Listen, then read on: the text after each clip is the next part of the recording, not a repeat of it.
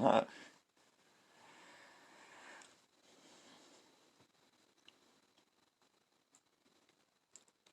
I'm about to bring you a tale written by Michael Whitehouse, a story called Burnt Offering.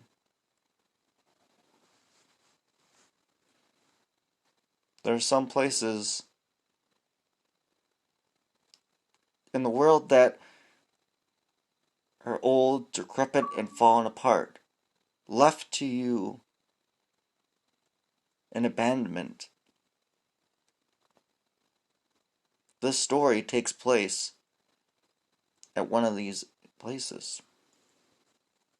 This is Burnt Offering. I traveled to the sunset in the south of the country last Saturday, March 3rd, having been contacted by a friend in local authority there. I was brought in to consult due to the similarities with the white man case there 3 years ago.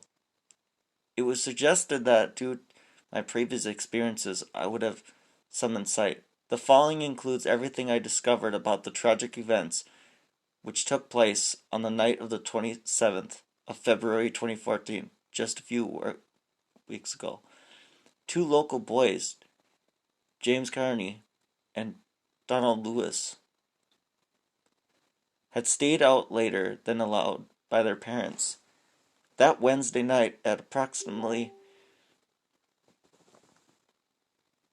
11:04 p.m., both boys were hanging out on the outskirts of the hometown and releasing the time and listening to a few concerned voicemails. They knew their parents would be angry at them for staying out after dark. For this reason, they decided to take a shortcut on the way back into town. To make it home as quickly as possible, Donald suggested cutting across a large flat field known as the Foggy Patch. James was hesitant in doing so, as the area was often avoided by locals. I had picked up a reputation for being unsafe, especially at night. Interviewers with the females and both boys, as well as neighbors and the local school headmaster, revealed several second-hand accounts of alleged experiences there.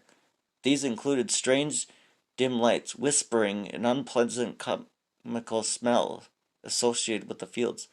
Such local stories had obviously made an impact on James, and it was probably for that reason he wished to walk around at the Fugavi patch.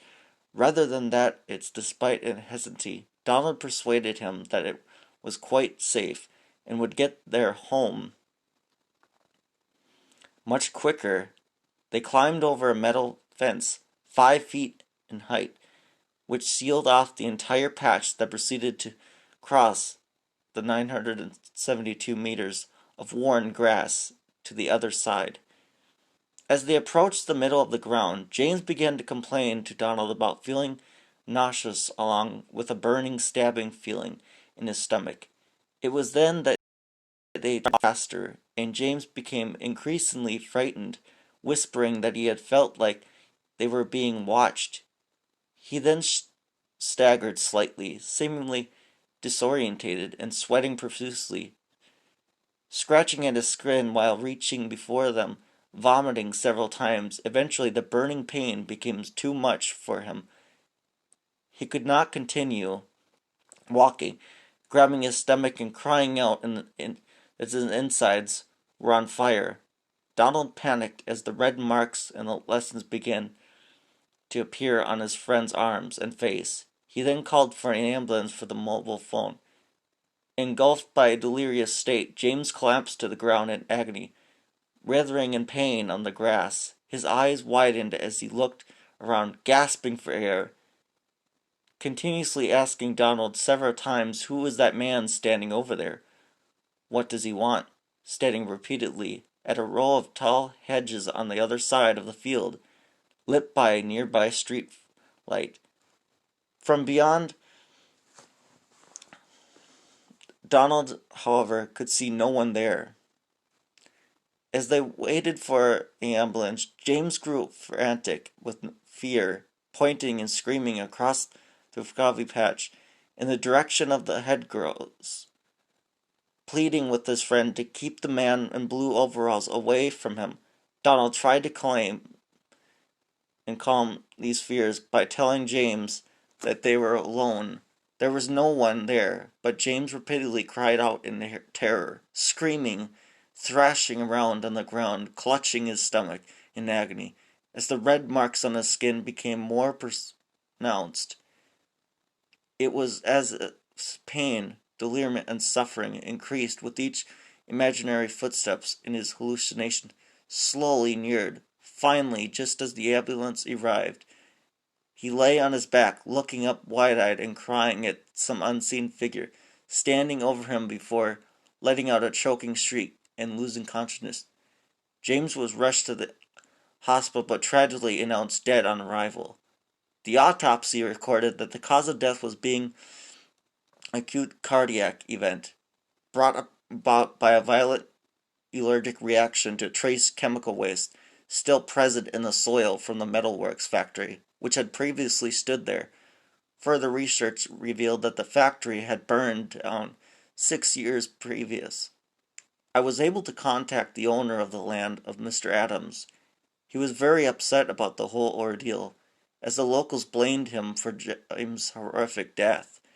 Mr. Adams proceeded papers clearly showing that the entire area had been decontaminated by a private film before his team did detect some small trace among the various chemicals, including ammonia, in the ground.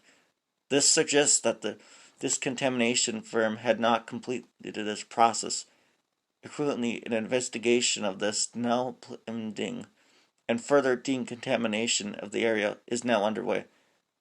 The death of James Carney had left the small town community shocked and traumatized, but the official explanation seems to have been well accepted. I cannot, however, dismiss the strange events surrounding the boy's death and sickness. Excruciating burning pain has experienced before, collapsing, and the man in the blue worker overalls he screamed about walking towards him are all in line. I suppose with poisoning hypnosis, however, most perplexing of all were the horrific masks, marks, and sores all over the poor's body, brought about by the allergic reaction. One in particular has caused me some uneasy thoughts. As travel home, the red burn stretched across James' abdomen. It looks uncannily like an imprint of a human hand. And that is the story. I thank you, Michael Whitehouse, for allowing me to narrate stories that you have written over the years. This is a huge honor for me. I take pride in that you have allowed me to do it. It's an honor. Seriously. I want to work on the small stories and then get to your bigger stories. I've known that you put your foot in the door, and in the future you'll be able to walk through that door in the future. Gather your resources and have friends while doing it. Thank you. And for everybody else, happy Thanksgiving. And I hope you all enjoyed this. And there will be so many more for you wandering souls.